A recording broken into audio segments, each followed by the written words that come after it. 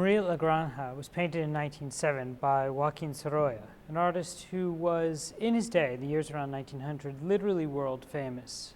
He's known as a painter of sunlight, but he's much more than that. Born in Valencia, he moved to Madrid when he was about 18 years old and made an extensive study of the old masters, especially Velázquez and Goya. But this was also the age of Impressionism and eventually Post-Impressionism as well. And like the Impressionists, Sorolla began to break his brushstrokes into broad strokes and to concentrate on the painting not only of form, but also of light, all of which you see here.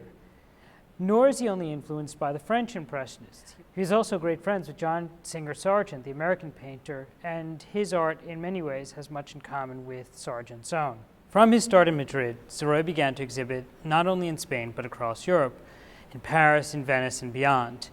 He won the first prize in the 1892 World's Fair exhibition in Chicago, and then also again first prize in the 1900 Universal Exposition in Paris. With all of this, he came to the attention of Archer Huntington, the founder of the Hispanic Society in New York City, which was interested in furthering the knowledge of Spanish culture.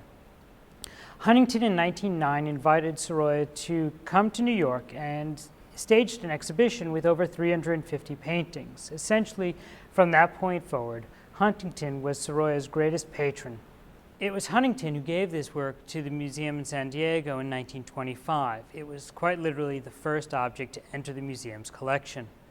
Huntington was interested in Spanish culture, and of course, after the 1915 World's Fair held in Balboa Park, San Diego became a place associated with that. Huntington would also later give the great statue of El Cid that stands in front of the museum to San Diego. The painting shows Sorolla's daughter Maria strolling in the gardens at La Granja, the royal chateau and gardens north of Madrid. It seems like a very placid scene, but there's much more to it in a way, because Maria was just at this moment recovering from a bout of tuberculosis. Rather than a picture of her in the full flush of health, it shows her in this time of convalescence. It's a very quiet, peaceful moment of her in the shade, rather than her sitting in the sunlight on the beach, such as we might more often expect from one of Sorolla's portraits. As I said earlier, Sorolla is a painter of sunlight. One of the most interesting things in the painting is the way that the areas in shadow, for example, Maria in her white dress, are rather thinly painted. In places, in the shadows, the canvas even shows through. But in the areas where sunlight comes dappling through the trees, these big areas of pink, thick paint, the impasto of the paint actually gives a physical property to light. And that shows you in many ways just what Sorolla was all about.